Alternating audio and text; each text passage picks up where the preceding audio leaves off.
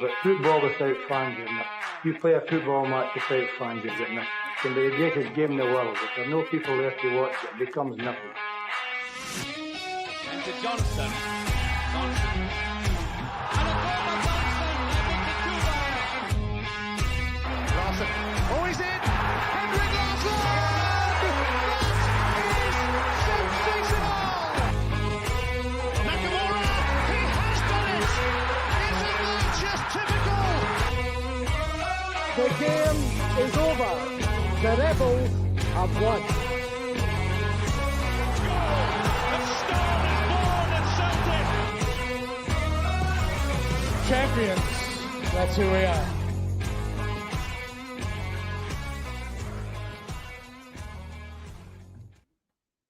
Well, it is Saturday night and I am a smug bastard because Celtic have won today in the open day of the season and Kilmarnock have beaten the Rangers Tribute Act. Fucking hell, this is great. This is great. We've already got a gap.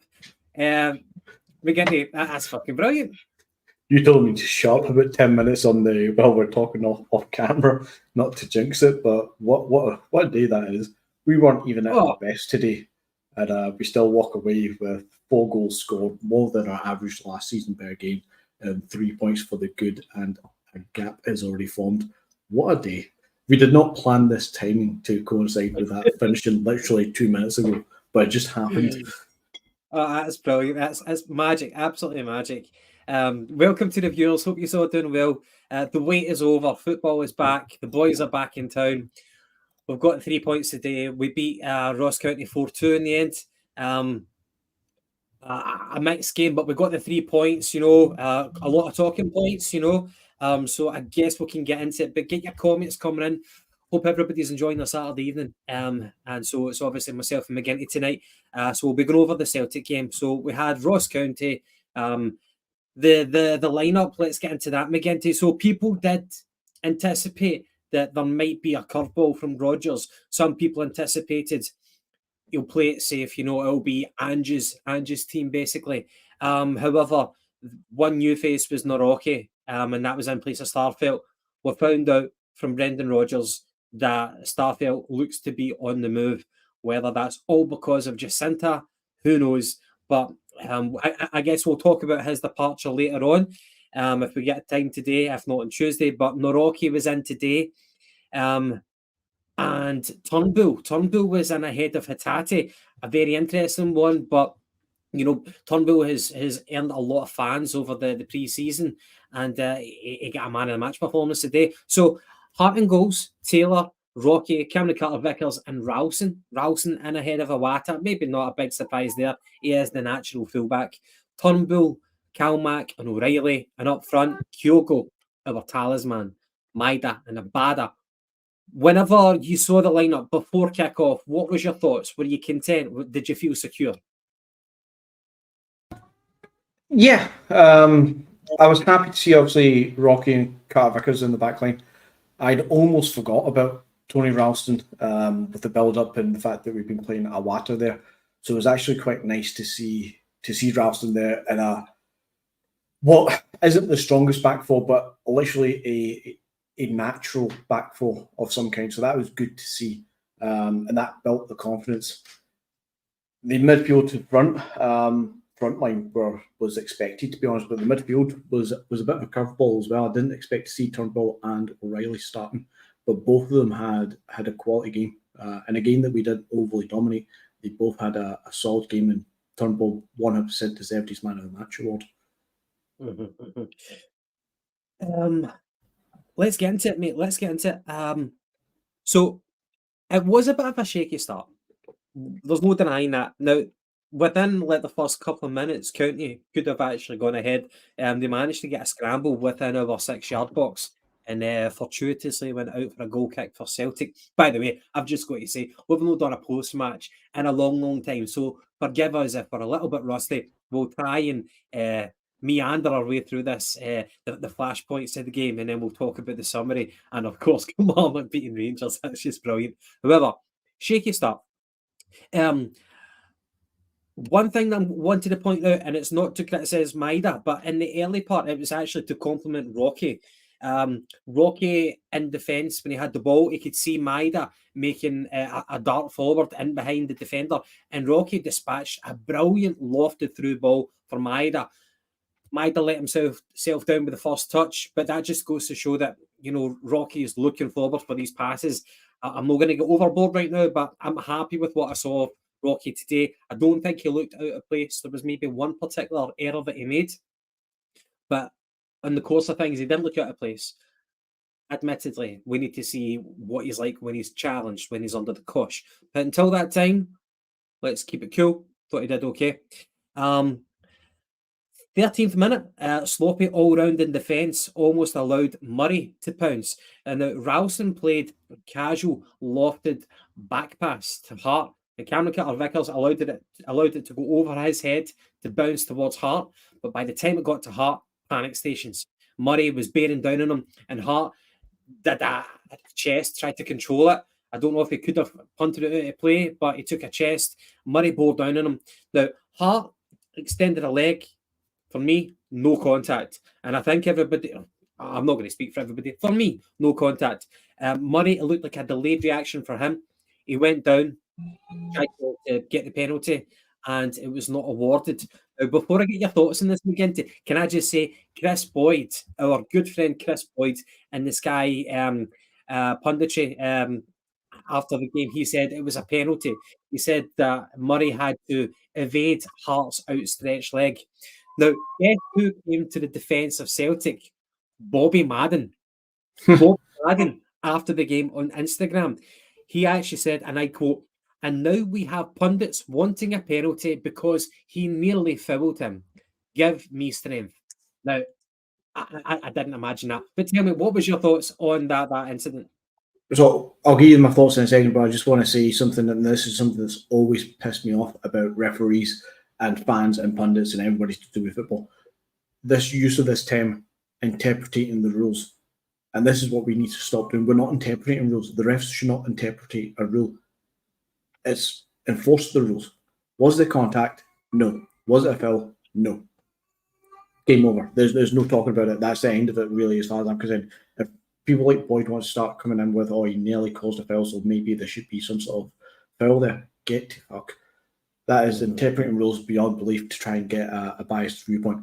As for the situation itself, I know fine well that a lot of people are probably going to blame Hart and use the Hart's kind of losing an extra touch again this season and he's replacing all the rest of it. And I agree with Paddy last week on the Tuesday TikTok.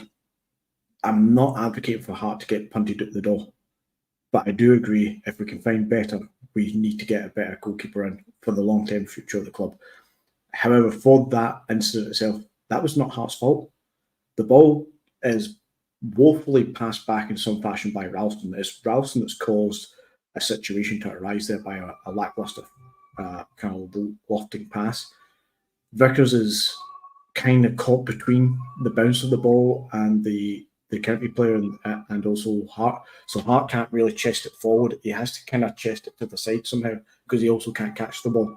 So there's not much Hart can do. It's unfortunately fell into a position where he's then put himself in a position that apparently could have been conceded, but it clearly wasn't because there's no contact. Yeah, I think Hart, the only thing he could have done was just done a dirty karate kick to get it to fuck. But chasing it does you no favours whatsoever. No, there's lack of control, but what else can you really do? He could have punched it, to be fair. He could have headed the ball or something, but it was a situation where with Carter Vickers being there, it became a different situation from just a one-on-one. Yeah, so we got out of jail with that, I guess. Not so much with the penalty, but just it was an enforced error from my point of view. Now, Greg Taylor wins a penalty kick. What did you make of Greg Taylor today? Because I guess people are expecting Brendan to tweak things. Now, he was still doing the inversion. Now, the inversion fullback thing, it's not an exclusive trademark of Postecoglou. He didn't invent the wheel. People have been doing this. Even Brendan Rodgers for a time did it at Leicester until they were engulfed with injuries for the fullbacks and he had to kind of play it smart, play it safe. But it looked as if it looked as if we were doing the inversion tactic as well today. What did you make of that? And another thing I've noticed, and one thing that of Ange's style that I really wanted us to continue with. See, whenever the ball goes out of play, boom, get the ball back in. Like we don't stop mentality. We don't really need to go with the tagline, but the literal don't stop, keep going. For the most part, especially at home, when there's no point in slowing the game down, I like it that we're being rapid with the circulation of the ball retention. So, sorry, I just said a lot of shit there. But what was your thoughts on the penalty? On the fullbacks, penalty for Taylor. Yeah, I agree with you on the inversion thing with the fullbacks. It's something that I noticed straight away. I put in the group chat as well that he still has the inversion, and I think that very much complemented the midfield with the fact that O'Reilly and Turnbull were playing and liked to get a bit further forward. So both Ralston and Taylor coming in to help support McGregor, I think that really helped. Although we didn't dominate the midfield perfectly, it helped give us extra numbers there. And it wasn't a full inversion the way that Ange did, but there's still elements of there, which is good to see. Fully agree with you as well with the whole kind of quick start of free kicks and throws and stuff. Let's not waste any time. I hope to God that stays with the club for as long as possible, because once we start slowing the game down for no goddamn reason, you see the almost passive play of football that can creep in at times, and we did see creep in under Brendan Rodgers' first tenure. As for the penalty, it's just penalty all day long. There's no even point trying to say it's soft or anything. The ball's falling onto the kind of corner of the box. Taylor's running in. He gets first contact on the ball. The county player leaves the leg in.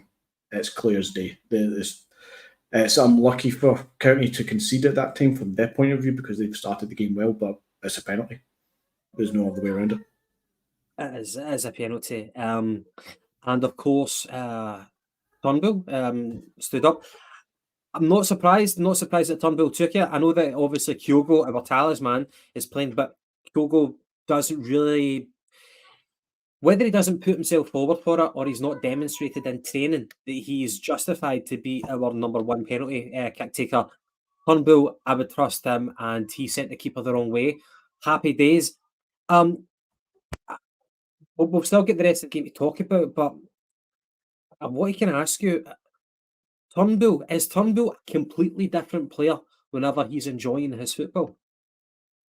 100% confidence player. He's definitely in confidence. You hear from his post-match interview, especially Matt O'Reilly, who chirps in unprovoked to try and kind of reiterate the point that Turnbull, off the pitch and training stuff, he's a hard worker and he deserves his chance. And there's almost elements of, and I'll try not to read between the lines too much, but there's almost elements of what O'Reilly was trying to say about Turnbull not getting enough game time last year, as if it was as if he was being held back and he deserved more, and he was quite promoting Turnbull in that sense. And we've all known it for a few years. Technically, Turnbull is an extremely talented player. He lacks an edge of pace and sometimes sharpness when he's coming back from injury, but on his day, Turnbull's a great player and he plays with confidence. He's almost that kind of player where he's either going to have a quiet game where you don't notice anything, just get him off already and get somebody else on with a bit more energy, because we all just assume that he's a bit slow on the pace, or his game is just on fire. He's always coming in with numbers for assists and chipping in with some goals.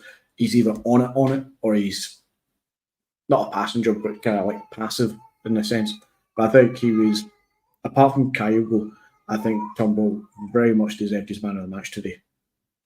It's a good point for Chris. Turnbull could do for us what Armstrong did.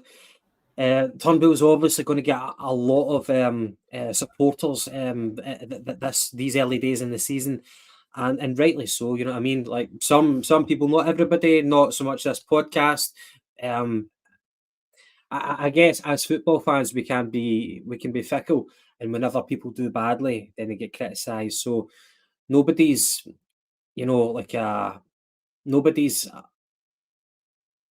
everybody should get their praise if it's due. That's what I'm trying to say, and we'll talk about Turnbull more. So Greg Taylor wins the penalty, Turnbull scores, and then Ralston meets this is for the second goal, and it came from a goalkeeper's punt or a goal kick from the Ross County keeper. Ralston met it with a header. He heads it into. It was only like a few passes, and it was bang in the back of the net. So Ralston meets it with a header, heads into the centre of the midfield. Now Turnbull rises first, and he wins the aerial duel. But it was bad defending from our county point of view. If you watch it back, Malky Mackay will be raging, because when Turnbull goes up to head the ball to meet Ralston's pass, he draws in two county players, a defender and possibly a centre back and a left back who were out of position. They're drawn towards the ball, and Turnbull's head goes towards Abada, who is in acres of space because people are pulled out of position, and all Abada has to do is just run down a few yards, and then he's got Kyogo to pass to. And Kyogo's pass, it wasn't the easiest ball. People underestimate that finish. It wasn't the easiest ball because it was bouncing, but he timed it perfectly. He met it with the inside of his right foot and dispatched it by the keeper. A beautiful, beautiful move from Ralston, Turnbull, Abada to Kyogo, bang, in the back of the net. We scored within a flash. I think that goal might go under the radar to an extent. I just found it really, really clinical, really, really ruthless, albeit bad defending. But it was lovely. It was poetry in motion. What did you think of that one? I think it was a great kind of quick reaction goal, as you say, with Turnbull with the head down into the path of Abada, who I think had a solid, good game, continued his good form from pre-season. He's done something today that I think Paddy would appreciate as well, where he's had acres of space on the right-hand side, and in his first season, he most certainly would have just driven at goal and taken a shot that probably would have hit the near post of the goalkeeper.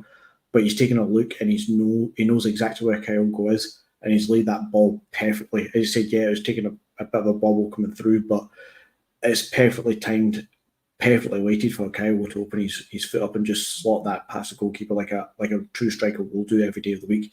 It was a great little goal. Credit to all three players, even Ralston, 4 players involved in that. Mm-hmm, mm-hmm.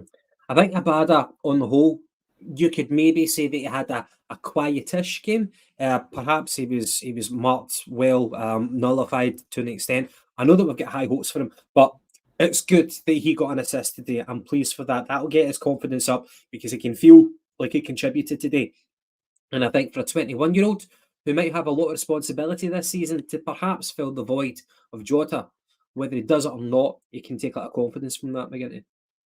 He can do, and just as you say that there, I'm not going to advocate this too wildly, but he did in the second half, I think it was, swap places with Maeda, and he was playing on the left, and at the start of the game, Maeda looked like he was going to be the more exciting one on the left side for the first 5-10 minutes, and Maeda kind of drifted off into quite a forgetful game for Maeda. But Abada started quite lively as well, but then went quiet. But as soon as he moved over to the left side, he got a new lease of life again. And I wonder, just on the background, how much could Abada perform on the left, knowing that he's got that right foot touch that Rodgers likes to see a player cut in on his wrong foot, cutting onto his correct foot, so he could flip Abada over. But that's just kind of on the side tangent. It'll be no, that's a fair point, and you're not going off at a tangent. We know that it's a common occurrence for wingers to switch. However, I don't think we saw much of that with Abada.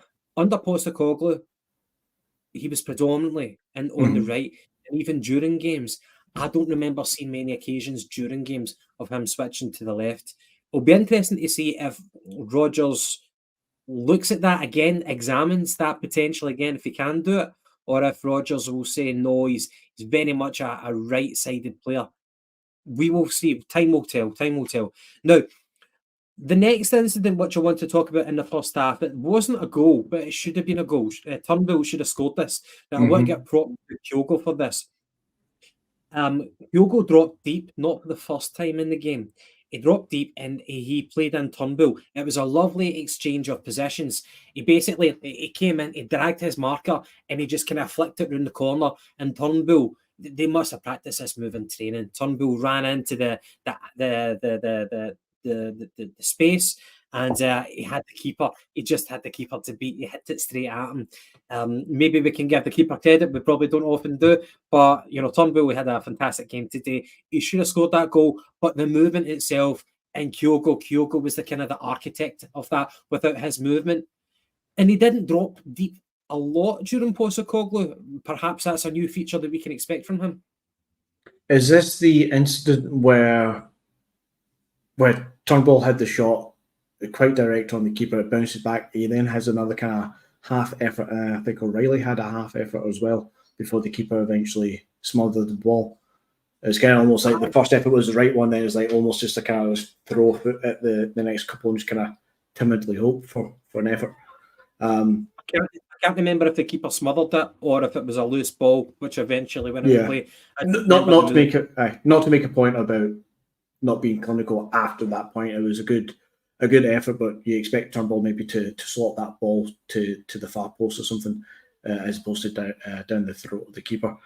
Sorry, I've lost the train of thought. What was your first question there going to be? Do you think we saw it more than once today with Kyogo? Yeah, he wasn't just dropping deep. He wasn't dropping deep for the sake of it. He had a purpose to flick it onto the guy behind him. Yeah, there's a time in the first half as well. He did some good defensive work, actually dropping that deep at times.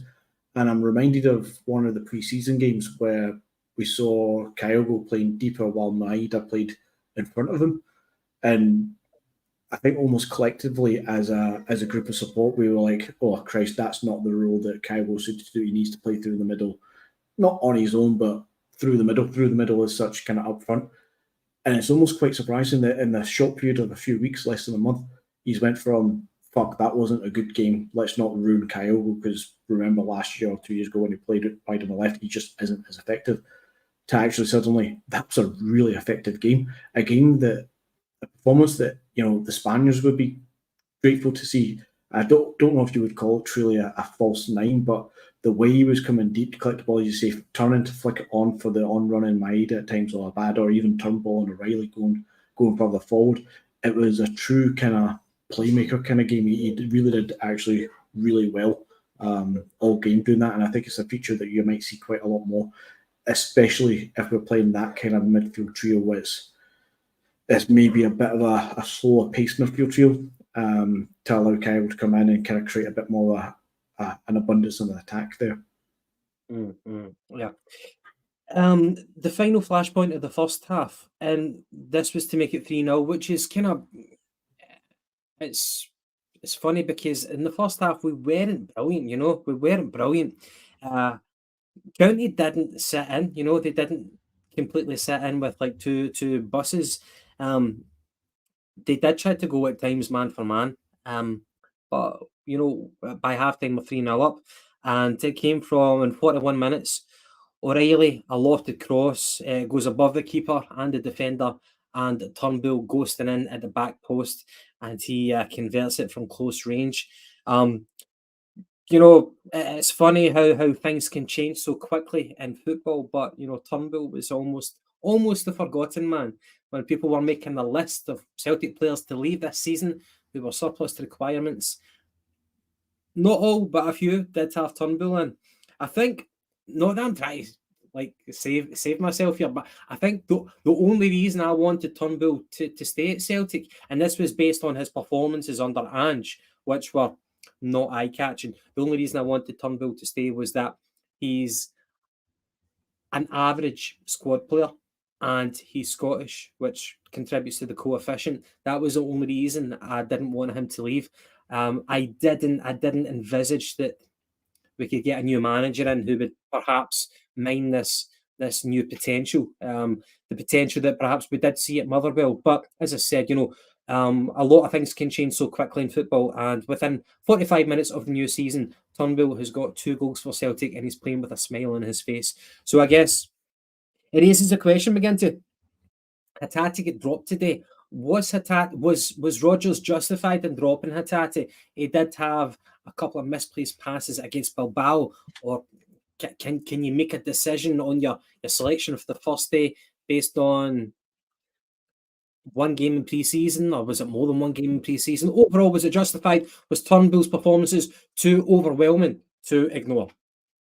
No, I think it was justified. I would have been concerned more if we dropped Hatate in favour of, say, Home or Quan, who haven't proven themselves to be ready, if that's the correct word. It's not to say that they wouldn't be able to play against Ross County. Of course, they probably should be able to. If they're playing for Celtic, they should be able to. But, people who have established a place in the squad, if we dropped Hatate for one of those two, I think I would be a bit more concerned about where the depth is and what we're trying to achieve. But the fact we could drop Hatate and have both Turnbull and O'Reilly in with McGregor is a strong midfield. I'm with a few people, not that I was calling and not that I am calling for Turnbull to be sold, but I felt for a few weeks there that there was space to see either Matt O'Reilly or David Turnbull leave the club, and the fact that they're both quite similar players and where do two of them fit in, because I didn't expect to see both of them in the same midfield to perform reasonably well and have a good win.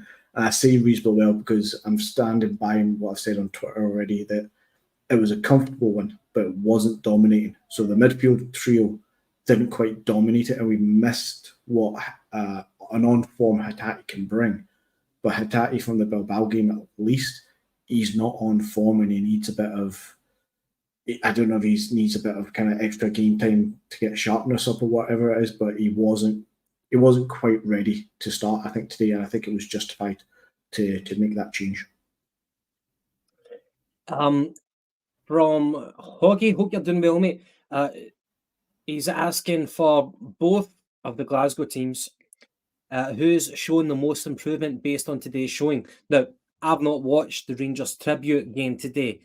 Based on the results, I would imagine that they've got a lot of work to do behind the scenes. They've brought in a lot of players. Now, the media have been enjoying the recruitment at Ibrox. They've been making a lot of hay out of that and saying that there's a lot of potential for them to win the league this season.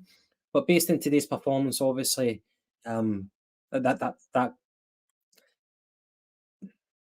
it doesn't show us anything at all. They need to do a lot of work. But in terms of Celtic, I think one of the main improvements that we've been expecting is the current players and their potential to get better.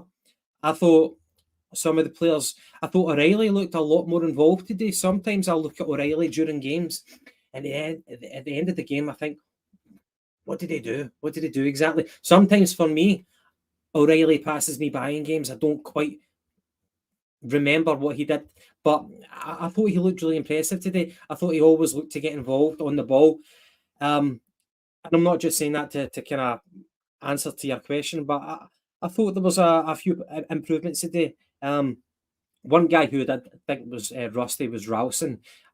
I think with Ralston, though, he's got a tendency where he needs games before he can shake off that rustiness, and I don't like that. I think if you're an understudy as a fullback, if you come in when you're needed, you need to put in a performance. I think Ralston is lacking that. I did watch a Celtic podcast a couple of days ago, and one of the main contributors said that it's about time that people stopped recognising, or people stopped saying that Ralston is just simply a hard worker. It's about time that we give him props for being a good footballer as well. And I think at times he is very capable of being a good footballer.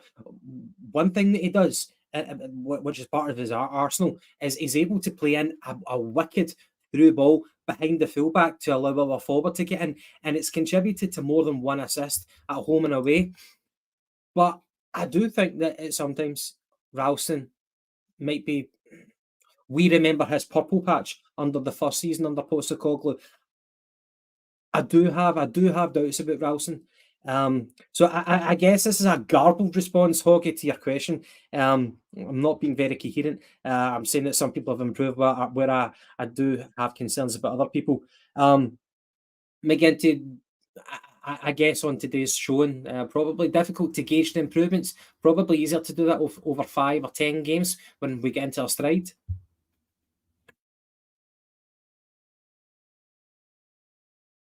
Oh, you're on mute, mate. My apologies, guys. Yeah, overall for the for the improvement of the squad, I think we need to wait a few games to see what the new guys can actually bring to the table. As for individuals who started the game, who were here last year, sort of thing, have many of them improved? O'Reilly certainly looks like he's back to playing a good game of football rather than the kind of lackluster stuff that we've seen last year. And Turnbull most definitely has improved on today's performance, and Kaiwo certainly has added more to his game by coming deep. But as a whole, I think it's too early to say. We definitely need, somebody's posted earlier in the comments, we definitely need 2 or 3 more quality additions. More so if Starfelt goes in, that's more 3 or 4 we need. So if Starfelt goes. For Ralston himself, I don't want to be too harsh on him, but he's better than Liam Scales, and I don't mean this harshly either on Scales, but Scales' level is not at Celtic. Scales' level is at the likes of Aberdeen or Hibs, where I think Scales, if he played at Aberdeen for the rest of his career, would have a standout career and would be an assured player at the Sheep. Ralston, I think his level could be a bit higher than that, but I don't think he's the level as first team player at Celtic. And for that reason, we definitely need better. We've got Alistair Johnson for that reason, actually. But as you said at the start of your question, your start of your chat there, you need your understudy to be ready to come in. And I know it kind of sounds harsh that he might not play games for 5, 6, 7 weeks in a row, and they might not play any minutes, but he needs to be ready when he does come in, because otherwise, what's the point? He's just going to be, it's the same with centre backs as well. Like, that's why we need extra centre backs. But his skills doesn't measure up.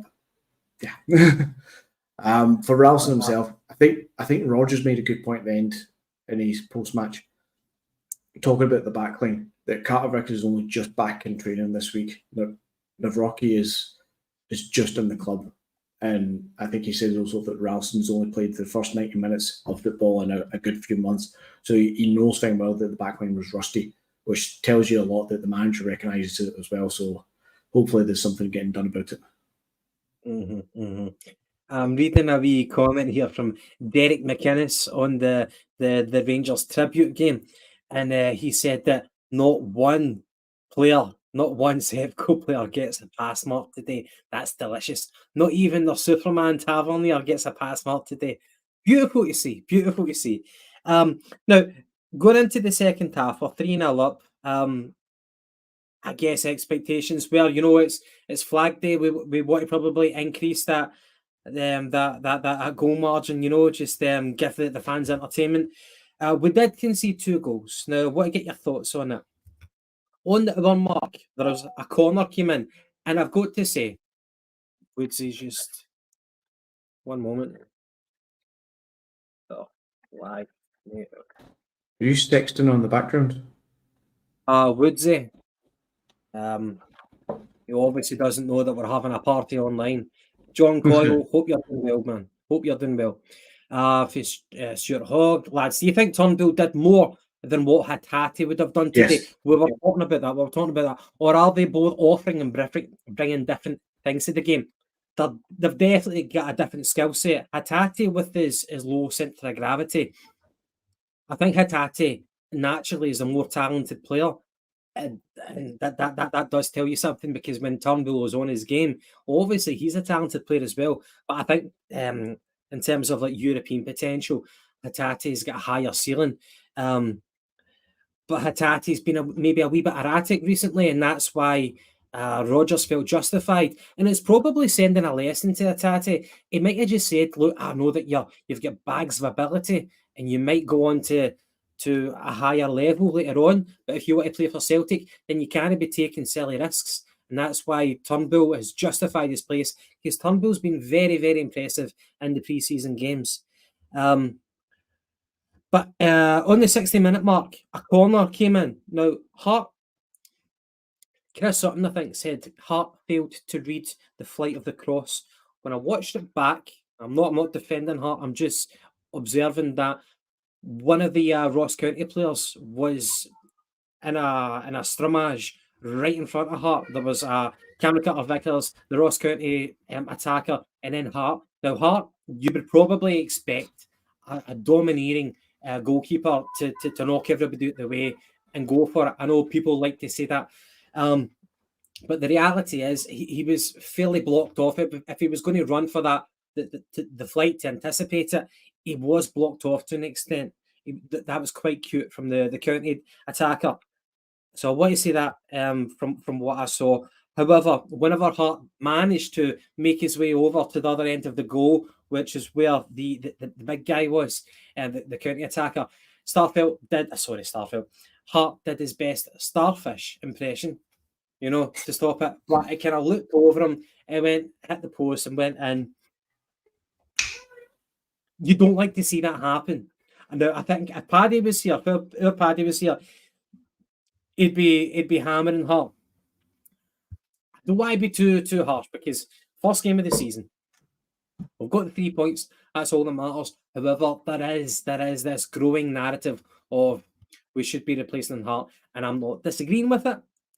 But where do you think? Where do you stand in that first goal there that we conceded?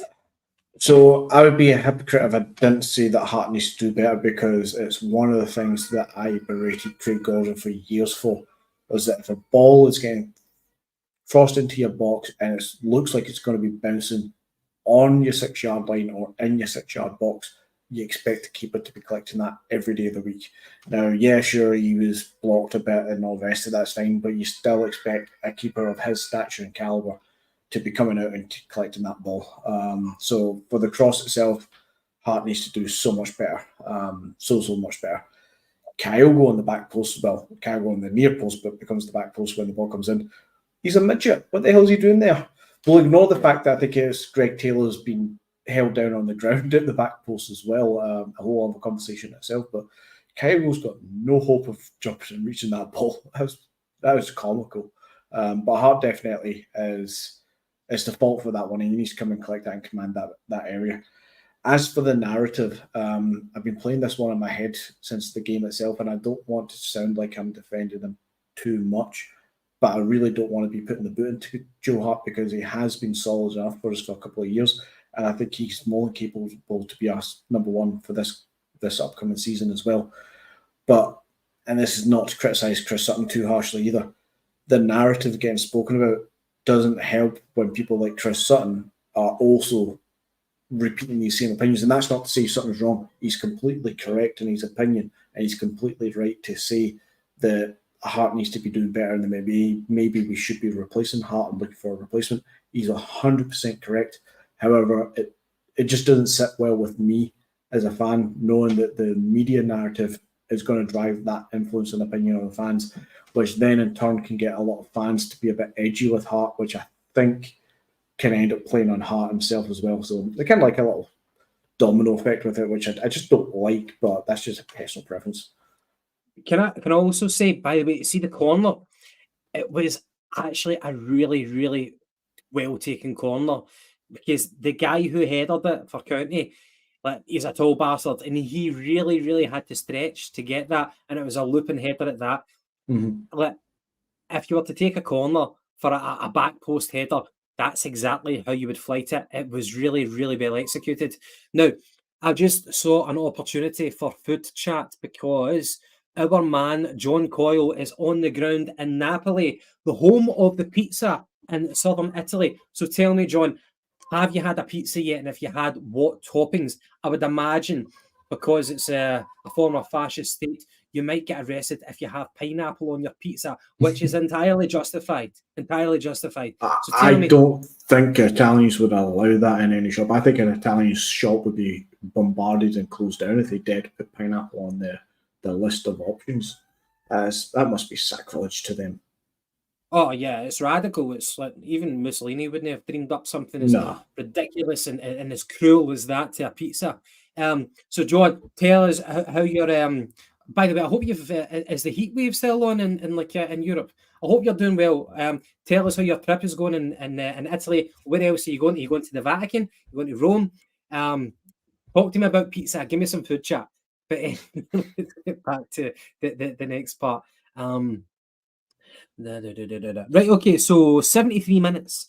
Kyogo feels free from his marker, dropping deep, not for the first time in the game. He meets a pass from Cameron Carter-Vickers, and with an exquisite flick, he plays in O'Reilly, who takes his time, he lines it up, and you're thinking, shoot, shoot. But the keeper's at his mercy, and he lashes a shot past the goalkeeper into the back of the net. O'Reilly doesn't get enough goals for Celtic, but he's off the mark today. It was a beautiful goal, brilliantly executed, but Cameron Carter-Vickers, I love it when the defender spots Kyogo making a movement, and we're guilty of procrastinating. Watching Cameron Carter-Vickers in CCV last season, Kyogo's always on the move, and I love to see our defender spotting it and making that first-time pass. And that's what happened. Kyogo made a goal. He was the architect of a goal because of the defenders being brave with the first-time pass. And O'Reilly, he runs into space. Turnbull did it in the first half. Do the Italians do a Kelly pie? A Kelly pie. Did you know that pizza, the translation of that is pie? Is that why the Americans call it, I'll take a whole pie when they go into the pizza shop? You always see it on TV. They talk about buying a whole pie. I do not know. I do not know. The Americans, difficult to fathom them, that breed. Not that I dislike. Imagine asking for a deep fried pizza in Napoli. Fucking hell, man. Aye. Big and honest. I think it's about 20 to bloody 9 over there as well. Mm-hmm. By the way, Patrick McLaughlin, you're right. That was the captain. Kyogo went into the kind of midfield when we were like transitioning into attack, and the guy ran his studs down Kyogo's Achilles.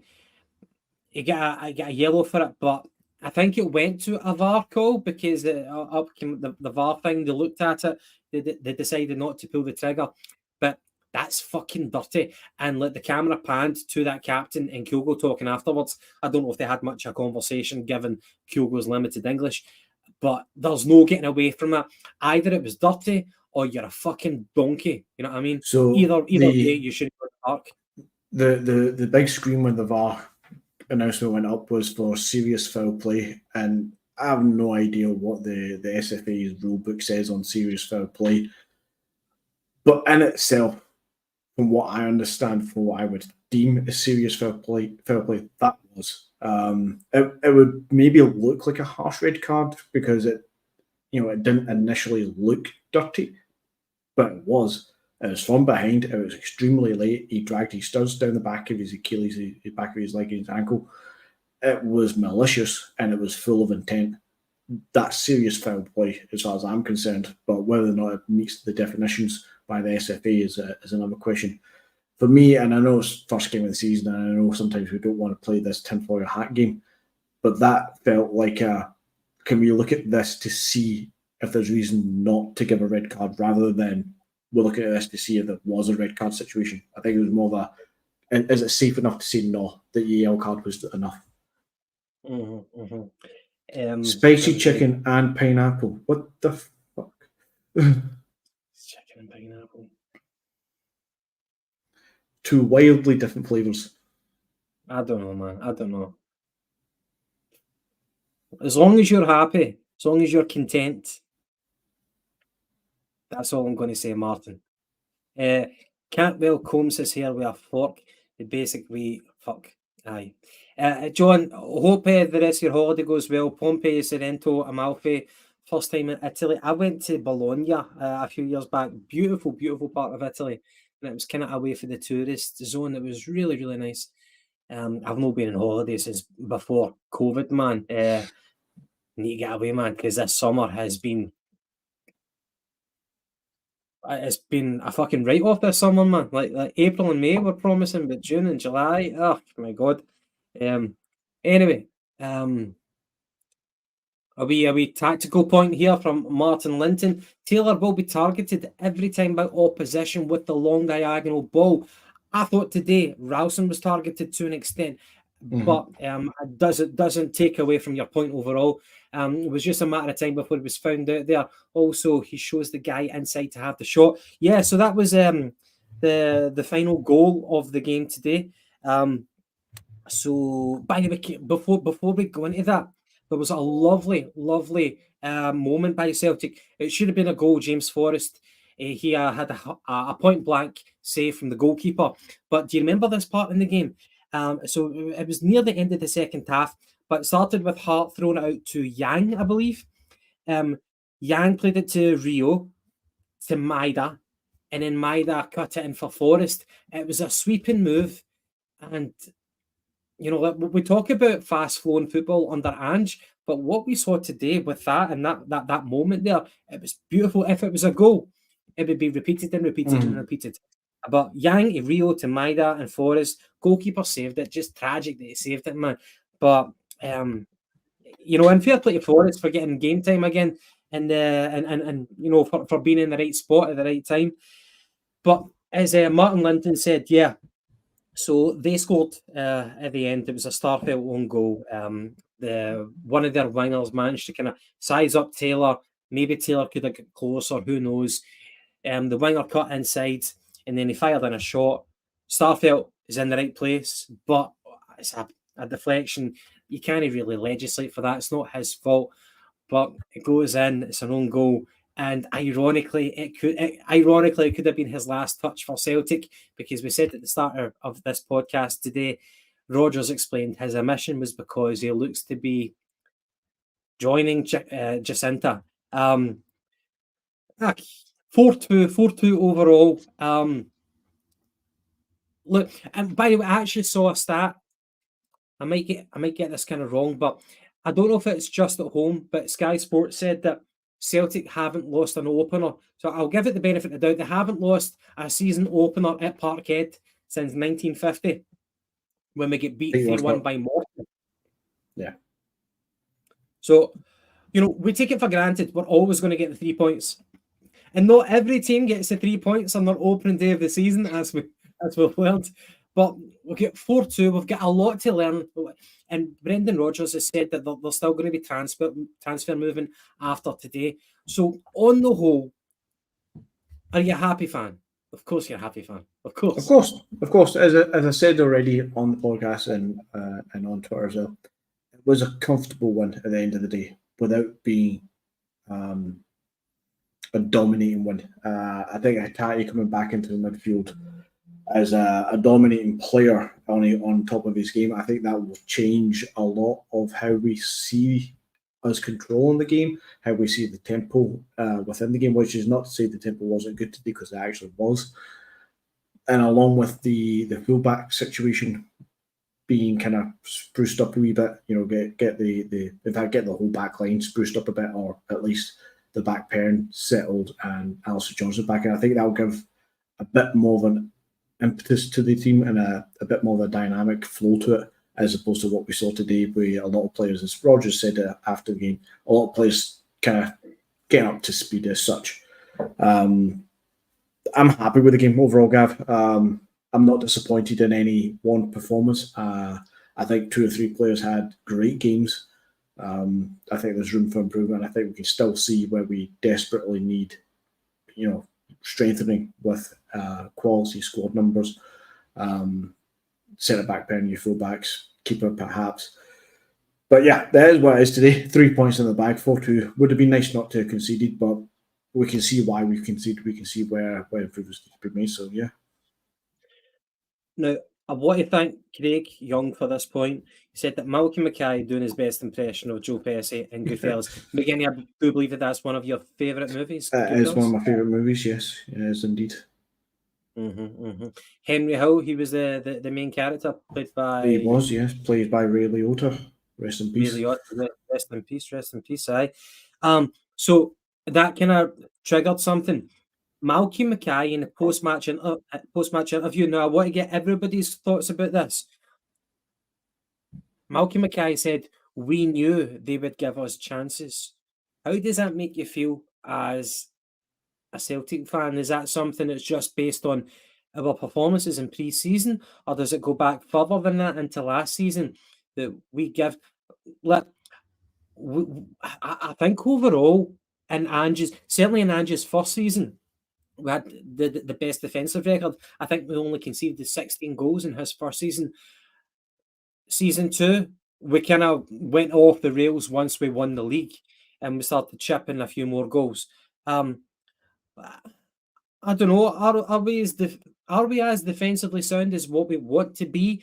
And I wouldn't say I got triggered by Malcolm Mackay's words. We knew they would give us chances, but I don't like it. I don't want people to be saying that. I think that's a bit cocky as well.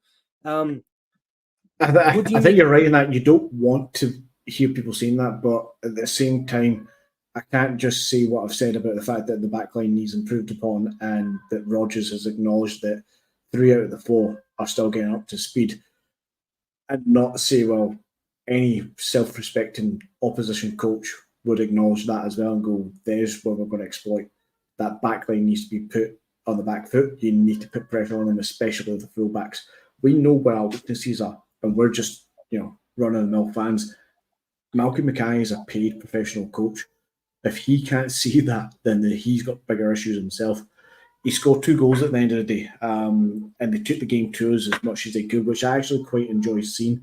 I think they were a bit dirtier than they had to be, but I liked the fact that they actually opened up the game and had a go at us, and rightly so. When you see that team lineup, it wasn't initially a dominating midfield, and it certainly was a backline that was there to be exploited. But we know that ourselves, so it's not telling us anything we don't know, and it's not being insulting to us. It is what it is at the end of the day.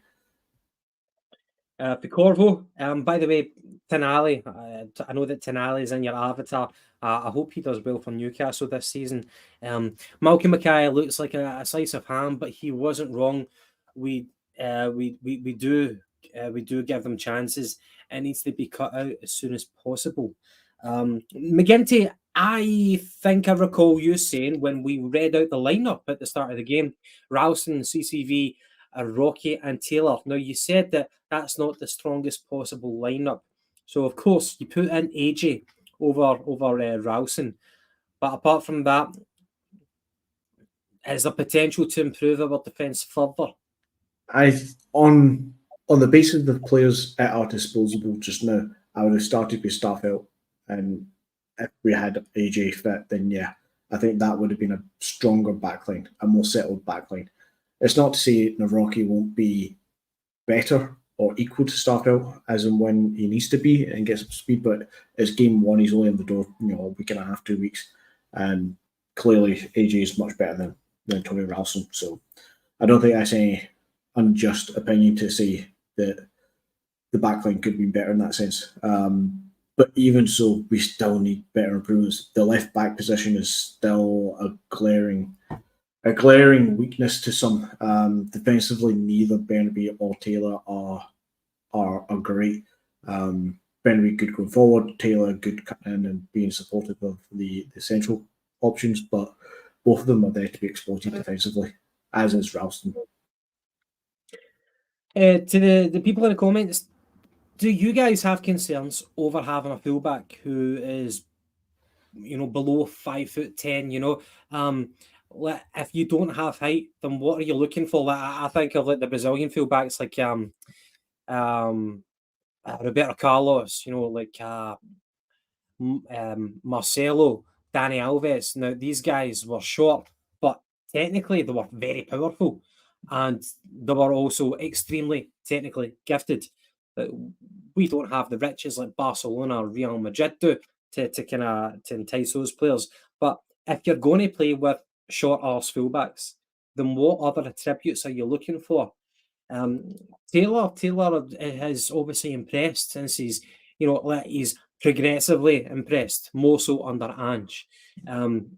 He's got leadership qualities as well, but I don't see him as a weak link as such. I do see him as upgradable, but as a short arse Taylor, he does what he can. You know what I mean? He's not fast, and he's not powerful. He's not strong, but he's like an old fashioned fullback. Where he gives everything.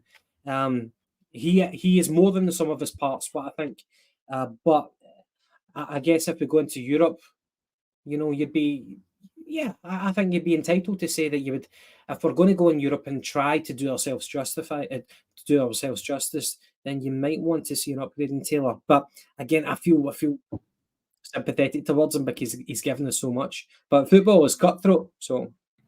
Exactly, yeah, and I fully agree with you. He has given us so much. I think since he came in from Kilmarnock, was a £3 million we paid for him. It seemed like we paid too much at the time, but over the course, I think he's improved every single season, and he's got better and better, especially under Ange playing the inversion fullback and coming into the midfield. I think he's well suited to that. I think Tony Ralston himself has improved. After Ange came in, he almost looked like he should have been shown the door. But under Ange, that purple season, as you called it, I think he done exceedingly well. And he was a bit harsh not to get more game time last year. But at the end of the day, you had Juranovic and then AJ come in, their starting fullbacks. And I think, not to sound too harsh, I think that's where Taylor needs to see his place, is that, yes, he's steady. Yes, he's good. Yes, he's a great squad player, all rest it. But if Celtic want to be taken seriously in European football, we need pretty much all 11 players to be at a certain level. Now, Kyogo is at that level for me. Hattie and McGregor are at that level. Carter Vickers is at that level. We need the rest of the squad to get up to speed with that. Is Starfelt and Naroki at that level? Give or take, yeah.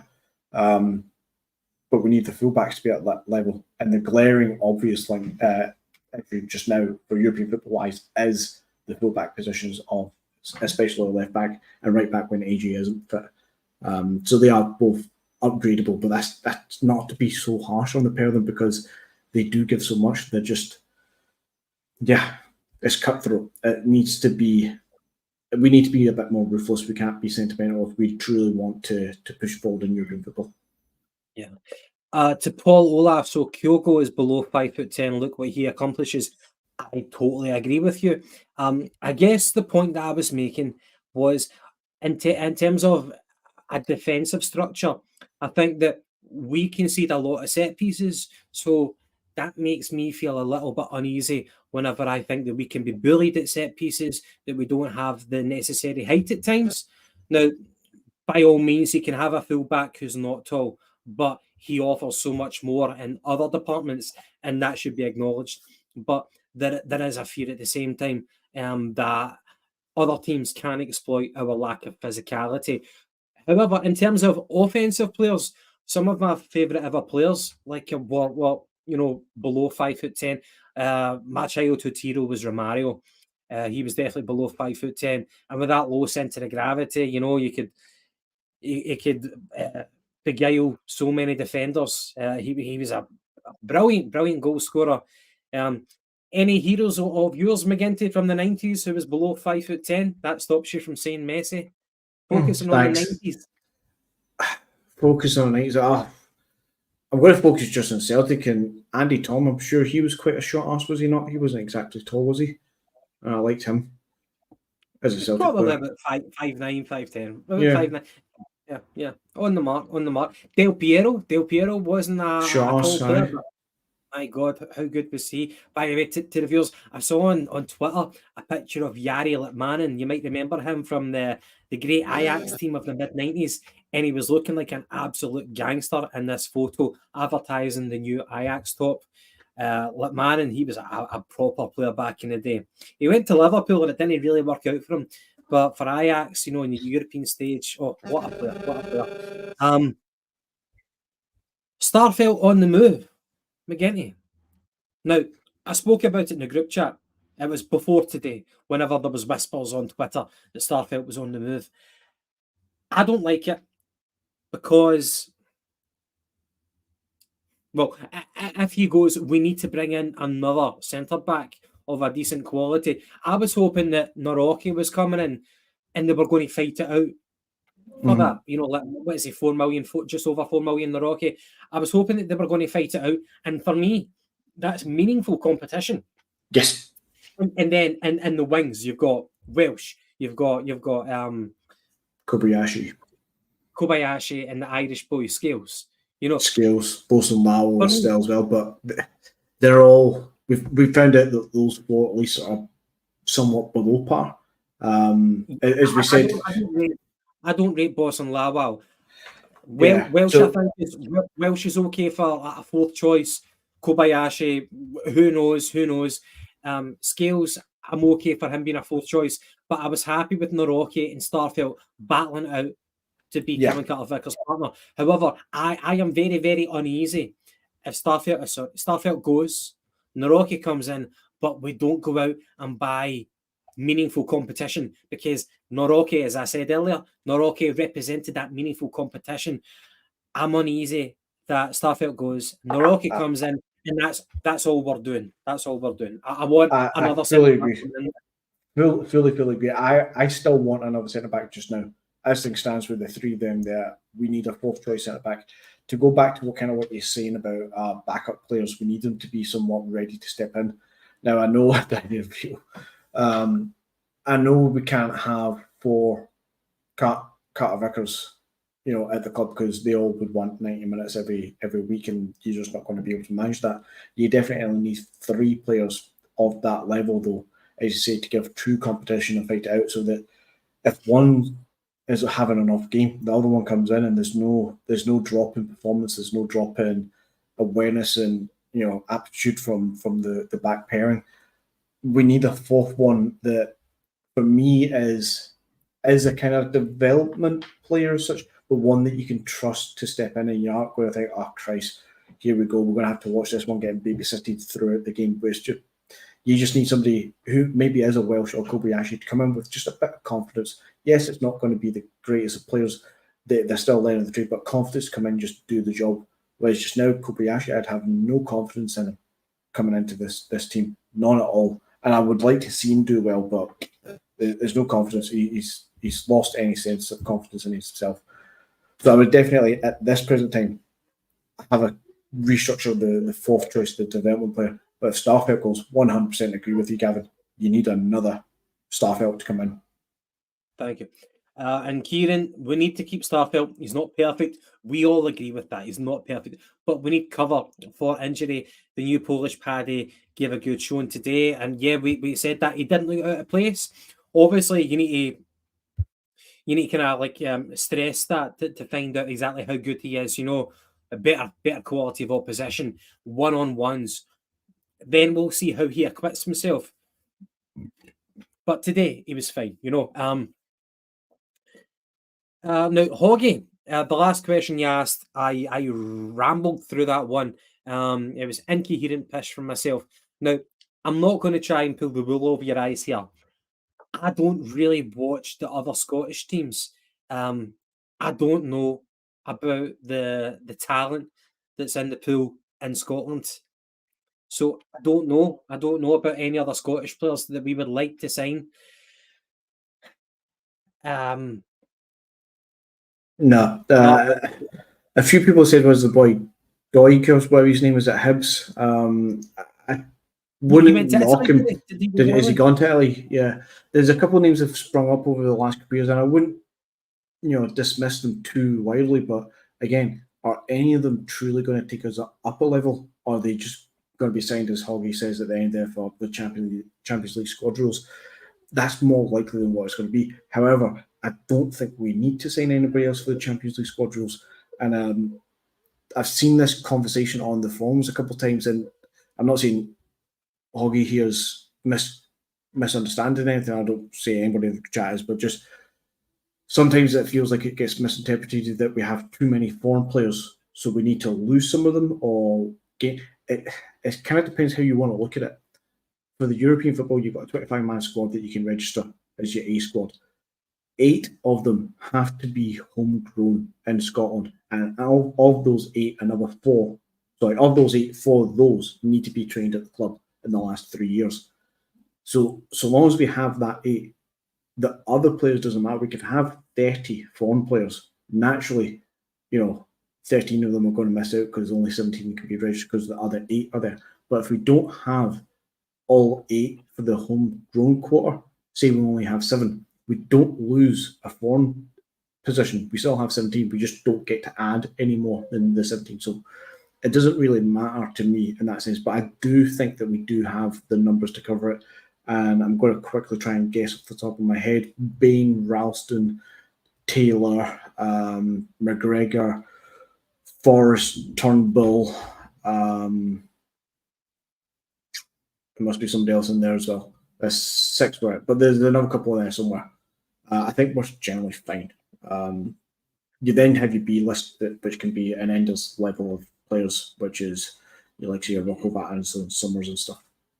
See, even even if you change your motivation for Scottish players, like not just for the quota, but just because we're the big fish in this pond that we inhabit, and I think it's our responsibility to keep on top of the talent within the other teams. And if there's a player worth snapping, let players who you'll always regret losing, like James McCarthy when he was at Hamilton, he was a player to have been bought. Tony Mowbray said we had enough midfield competition and we didn't need to go for him. It's going to cost 4 million, went to Wigan. You know, in the early stage of his career, he made a proper career for himself. And obviously, John McGinn, you know, for Hibs, going down to Aston Villa. Players like that, we shouldn't be making mistakes like that again. We've got the funds, no fanning about, but we just need to kind of keep our ear to the ground. Me personally, though, you know, I just don't know. I don't know. I don't really. I don't watch enough of the other games. The only players that I'll know about is whenever the media is trumpeting them. You know, so that's as far as I know. I was just having sorry to cut back, and I was just having a quick look at the Celtic website for the first team players. I think I'm counting 7. If you take Bain, Taylor, Ralston, and Welsh, then McGregor, Turnbull, and Forrest, I think it is, that makes the 7. So my point is that although, yes, we can have an 8th one there, so yes, it could be nice to go find an 8th one to add to the squad. It's not necessarily that we need it. It just means that we don't have a full 25, we only have 24. But we don't lose one of the 17 foreign players at the same time. They stay as a 17, whoever those 17 are, which is like your Kyogos and all the rest of it. So that stays. It's just we don't have an extra. So I don't see why we should go spend money on a Scottish squad player who's not actually going to improve the squad just for the sake of adding an extra number to the squad limit when it doesn't overly matter. If we don't have 8, we only have 7, it means we can only go with a 24-man squad, not a 25.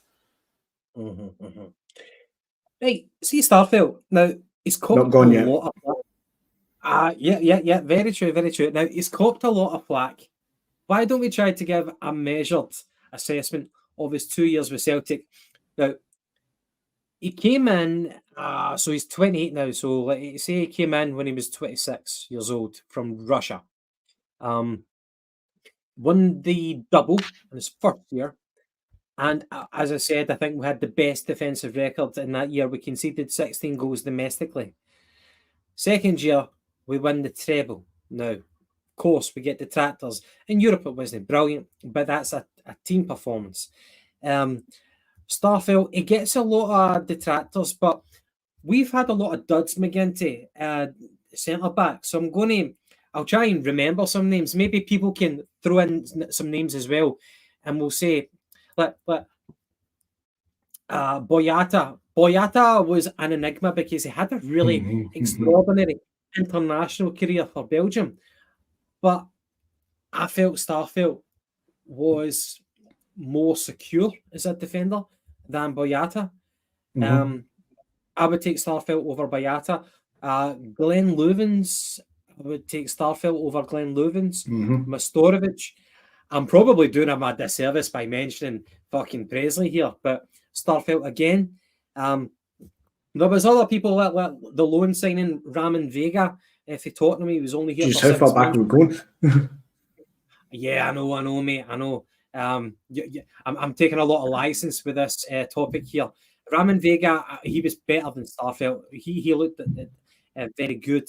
But Starfield gets a lot of flack. But it wasn't his choice to play as a left-sided centre-back as a player. That's something, if we remember back to the early days of the Ange tenure and this podcast, actually, it's around about the same time. That's a lot of things that Paddy was saying to myself at the time, that Starfield was always playing on the wrong side of the back pair because he's so heavily one-footed. playing him on the left side, he almost felt like every time something happened that was negative, it was because you could see him having to turn or use his other foot or take an extra step or an extra control on the ball and an extra moment to let the ball go to his other foot or something. Everything was just a bit off because he seemed to be on the wrong side. And I think for 3 or 4 games at the start of that first season under Ange, it felt scary with Starfelt.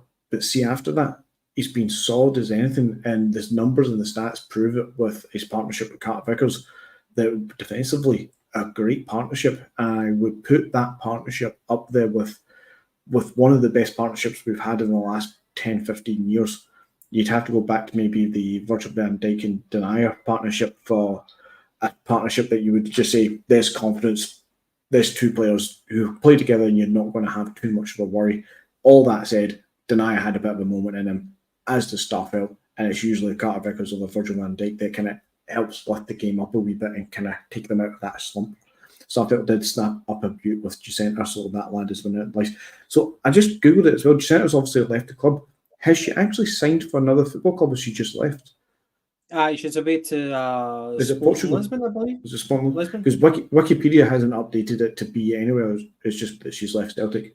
I can't see. The rumour came out a couple of weeks ago just when Navrocki signed that was it Spartak Moscow was looking at Starfelt.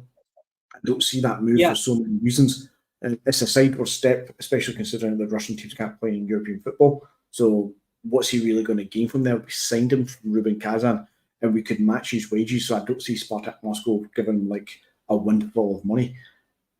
And if it's because he wants to be closer to his girlfriend, kind of similar to what Seacrest rumours had started showing up a couple of weeks back as well, then why would he move further away from Portugal? Surely he would want to go to France, Spain, or Portugal itself. But then the big question is Starfelt capable of playing in the Portuguese league? Well, Celta Vigo are the team who are rumoured to be wanting That's his fairly services. close to Portugal. Exactly. A wee road trip to see Jacinta. Funny, without being sexist, you would imagine that Starfelt would be the breadwinner in that relationship due to the gender pay gap. You would think. You would think. However, we won't go down that route. Just double checking that Googling there to make sure the travelling distance. Only 4.5 hours by car. Vigo being at the top kind of west side of Spain, just sitting at the northern border of Portugal. However, Lisbon being down the bottom of Portugal, so yeah, maybe it could be a little bit closer, but still, that would be no bad. Yeah, well, maybe if they meet each other halfway and just book a motel room for the night, that would be a compromise. I don't know. What the fuck are we doing? Would Porto be somewhere in the middle there?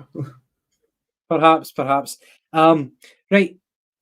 I want to talk about the new signings because someone mentioned Yang.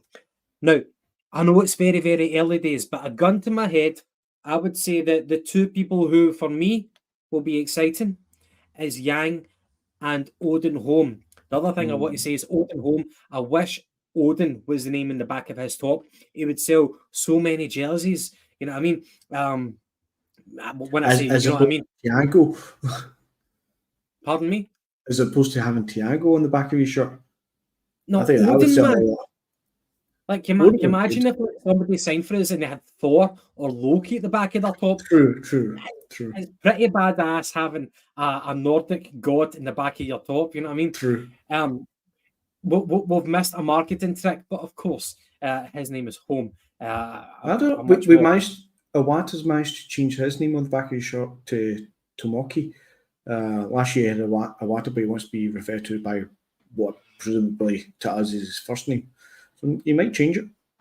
He might go for the bit of the flair. Well, I think Odin has got an eye for a pass.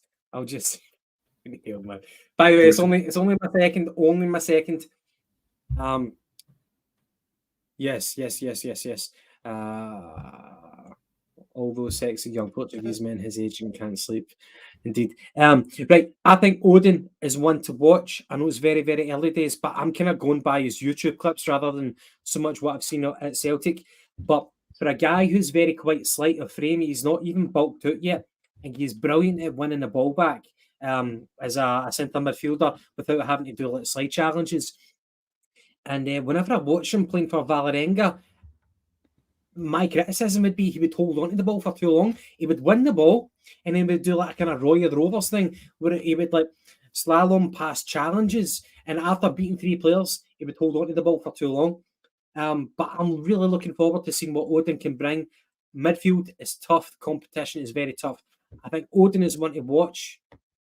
And Yang is very, very sharp, and Yang has got pace. For me, I love a winger who's got pace. Unlike fucking Haksabanovic, who I'm not his biggest fan. But Yang has got the pace. He looks two-footed. I'm interested, very interested in what he's got to do in the park. I would fully agree with Yang. I think he's a technically good player, and much with wingers and attackers, you usually see if they're going to have that kind of spark to the game pretty quickly. You can see if they've got that touch, if they've got that bit of flair, they've kind of got that drive forward. And I think Yang has something to him that we've all got a bit excited about, and I think we're going to look forward to seeing what he can bring over the course of the next few months. For me, I said it on the forums at least. I can't remember if I said it in the group chat. But for home, it's not that I don't see him as a good player. He's not done anything wrong at all. But I'm not seeing enough to excite me, or enough that tells me that he's going to break into that first team starting 11. I'm looking at McGregor and Hatate, and now I'm looking at Turnbull and O'Reilly, and there's a midfield trio in there. And I'm struggling to see how Home or Kwon are going to step it up to the level that they actually can force themselves in there. I'm not seeing the dominating quality from Odin at this point. Kind of like Mark Rosas in that sense, where Mark Rosas technically was a quality player. He had all the skill in the world sort of thing, but that midfield at the time was full of guys like Joe Ledley and Scott Brown. He was never going to get into that, and I think Home might just end up being the kind of similar, a very gifted technical player, but just not that level enough to outmuscle Hatate and McGregor. Mm-hmm. Yeah. I was in Amsterdam as a 21-year-old, and I'll read out this comment before I kind of finish off that statement. Sophie Corvo, Abada and Telio on the wings will have me excited like a lad at the red light district in Amsterdam, not going to lie. Me and my mate were in the district back when we were like 21, and there was like a boy about our age in front of us. Just like, we're just kind of walking down next to the canal, and he must have been talking to his father, or by the looks of him, his grandfather. And all we could hear for his conversation was, she kicked me out after 2 minutes, but I swear I could have went for 10 minutes. I'm like, what are you talking about, Phil? What are you talking about? We've been back to Amsterdam since then, but it was enjoyable. It was enjoyable. Gave up that old life for an honest, hard-working, sad time. What were we talking about, McGinty? Odin, yes. Yeah. Not to be harsh on him. Not to be harsh. I think he's done nothing wrong at all. I think he's done nothing wrong. It's kind of hard to be eye-catching whenever you come on as a sub. One thing I would say is, see if it was to be our preferred midfield trio of O'Reilly, Kalmack, and Turnbull. One thing, it wasn't so much evident today, but overall, none of these players are fast.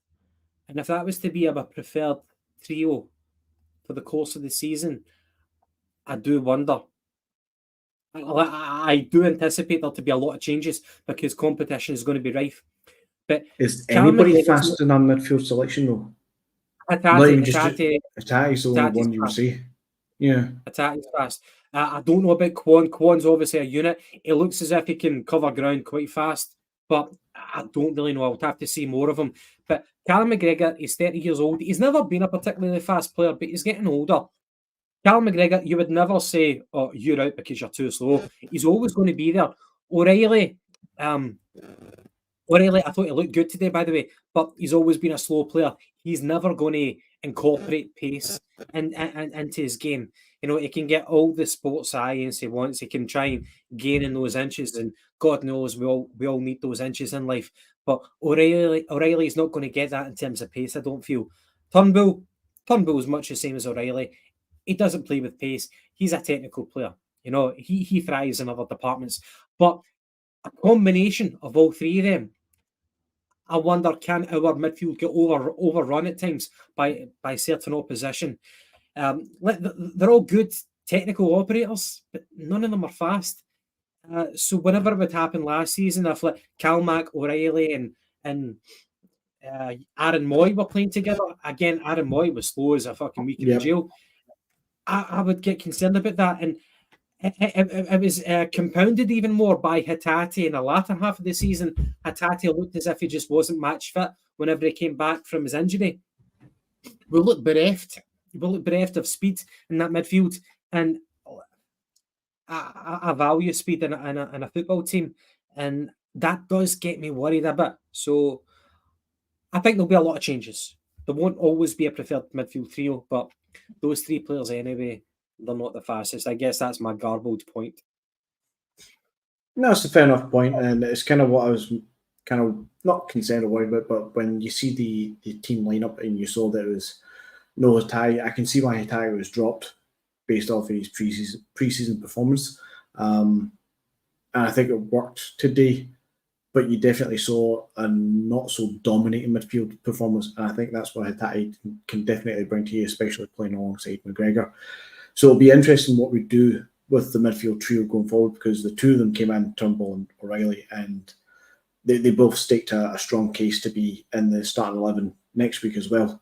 But then Hatate is going to try and muscle his way back in, and it definitely improves the overall team to have Hatate in there. Yeah.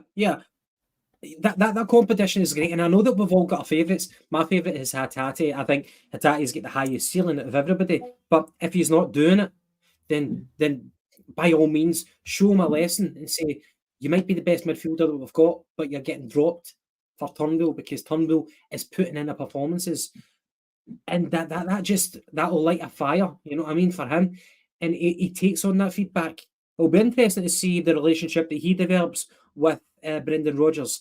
I hope they go on well. I hope Brendan Rodgers connects with everybody, obviously, because by doing that, you're going to get the best of everyone. Hoggy, was there any clear differences today from Ange Ball and Brendan Ball? Don't know if that one's going to catch on, Brendan Ball, but we can try and shoehorn it in there. Well, we were talking about that earlier because we saw the inversion of fullbacks today. Maybe not as frequent as what we would before, but we did see the inversion with the fullbacks. And another thing, whenever the ball went out for a goal kick or for a shy, the ball was right back in play. Anytime there was a free kick conceded, we're trying to take it right away. That's one element that I do not want to lose. The only time I would say be streetwise is when you're in Europe, or when, you know, you might be playing away for the home and you're defending a 1-goal lead. You don't need to keep playing the ball right back into play at every chance. Be streetwise when it serves you.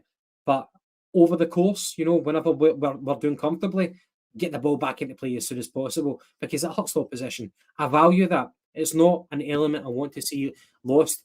But overall, was there any clear differences, any tangibles between Rodgers and Ange today? Not overly massively, and I think the bigger comparison we need to be asking ourselves is the difference between when Rodgers left and when he's came back. The fact that he's allowing the fullback still to be inverted, is it for the time being while he's just slowly adapting the squad, or is he adapting himself? I think somebody posted earlier that he did play with inverted fullbacks at times with Leicester as well, so who knows, he might want to stick with it. But if you're going to try and pick one thing, then it's probably the Kyogo position. The fact that Kyogo was going deep was a definite different approach than what Ange was doing. But it's to be seen whether or not that's going to be, like the inverted fullback situation, something that we're going to see throughout the Rodgers tenure, or if it's just a kind of, it's how the day went. Aye, Hoggy, so as McGinty brilliantly said, Kyogo was dropping deep. Now, you might just say, well, we saw that last season under Ange. Kyogo did drop deep under Ange, but there was two times today where it brought a brilliant result. In the first half, he dropped deep and he stopped the ball with 1 foot, and he played the ball through with his left foot to play on Turnbull. Turnbull should have scored. That was in the first half. In the second half, Kyogo did it again. He dropped deep, and this time with one, it was like a Zlatan touch, a Zidane touch. He played in O'Reilly, and that's dropping deep with purpose. And I guess maybe Brendan, whenever he had like Suarez and Vardy, for Leicester and Liverpool, he wanted them to kind of operate between the goalposts, don't deviate much there. So perhaps he said to Kyogo, if you're going to drop deep, then do it with purpose. Maybe that's the case. But I guess that's what we saw today. And for Corvo, Odin, when he settles, will be like a sequel to God of War. McGinty, I know that you're a gamer. I've not played God of War. He's been on a few teams' radar in the Premier League. Shall we move on to Bernabei? Because Bernabei has had a few detractors from last season, but in pre-season, he's gained some supporters. Some people think that that under Rodgers' system of play, Bernabei can thrive, and that Taylor might become, I don't know, not redundant, but Taylor's effectiveness might be reduced. So Bernabei is going to be a much better player under Rodgers. Rodgers is fluent in Spanish. Well, he says he's fluent. Have we seen any? It's kind of like Gareth Bale speaking Spanish. Have we really witnessed it? And we'll get the clear message over. I've got no reason to doubt Rodgers. He wouldn't lie. Bernabei. Now, you stuck up from last season, McGinty. So tell me, what's your honest expectations for Bernabei? I like him as a player. I like the romantic side of him, that he's basically Argentinian. He's a small guy. Let's just hope that he turns out to be a quality player. But that's just holding on to wishful thinking. He's defensively not there, to say it bluntly. He's good going forward, but neither Ange or Rodgers is going to play the system that allows a fullback to play like a wing-back sort of player. His best option is maybe to play as the left winger, but then he's not anywhere good enough for that. I've got higher expectation and hope that he could become a player under Rodgers, just because traditionally I expected Rodgers to play more of an overlapping fullback situation rather than the inverted fullbacks. But if he's going to stick to what it is just now, then Taylor's still going to be the better option as it stands. And it's why I go back to the point of earlier. We need a better left back. It has to be one of the number one priorities, is left back, along with preferably an extra centre back. Right. I don't know if I mentioned it on the podcast before, but since we're talking about left back, I know that it's not, maybe the traction has kind of went down a bit, but see, whenever Brendan Rodgers spoke about Kieran Tierney, now I hate whenever people get offended on other people's behalf. That's not an attractive trait. But whenever Brendan Rodgers was talking about Kieran Tierney and said, he basically kind of said, like, never say never, we had a great relationship. And our first time together at Celtic, you never know. Apart from the logistics, of the wages, the fact that Arsenal would want money, serious money, and it would be short-termism. I felt the fact that Rodgers was speaking about that publicly, I felt that was a wee bit disrespectful to the current personnel. As I said, I don't like to get offended on other people's behalf. I like Taylor. I wasn't a fan of him at the start. I never knew how good he could be. We've seen how good he could be. Can he get any better? Who knows? But I think because of his physical limitations, his ceiling isn't that high. And undoubtedly, Tierney's a better player. But to speak about Tierney, that in that manner, I felt it was just a wee bit from a Celtic manager. I wouldn't have wanted to see that being spoken about. I see it. I see your point. I'm going to kind of lay into the comments he made about Starfelt today as well. That literally admitting quite clearly under no uncertain circumstances no sugarcoating it, no read between lines. He clearly says the reason Starfelt didn't start is because he's possibly going to be leaving the club in the next few days. Paraphrasing there, but yeah, that's literally what he said. And it's kind of refreshing that he's so honest and open and frank. This is a situation. It is what it is. There's no kind of pretending otherwise. Oh, he's carrying a knock, or we're just going to see the new partnership. No trying to kid us on that Starfelt's not on the off. So maybe he's just being a bit more open with fans and a bit more honest in that sense. As for Tierney himself, happily taken back. I just don't see what benefit Arsenal get from it, from loaning him back to us at this stage. Unless they're kind of hoping that he has a good performance up here, then they can sell him on again for a tidy sum.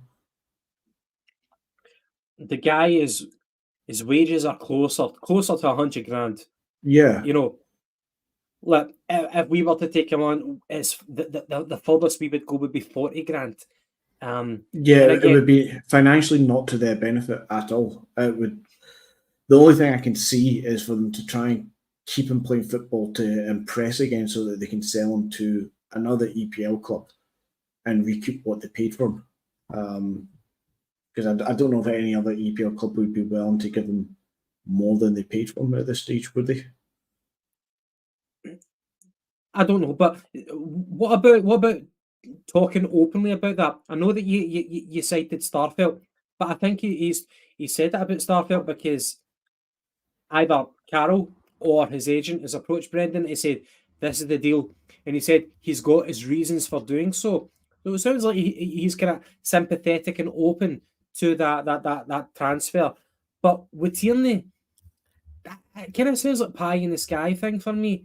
Maybe it's closer to home, and that's why he's spoken about it. But maybe I'm being a wee snowflake here for thinking I don't want a Celtic manager to be talking about things like that when you've got a left back in Greg Taylor. Like, if you want to replace Greg Taylor with a better player, by all means, it's dog eat dog. It's a football business. We know that. But to speak about it openly like that when Taylor hasn't made any noise that he's discontent. No, if you're going to bring in a left back, then do it. But don't talk about, oh, Kieran Tierney, I like him. He's a great player. He might want to come back here, and if he does, we'll have a look at it. If I'm Greg Taylor, I'm thinking, what the fuck, man? Do you have my back or not?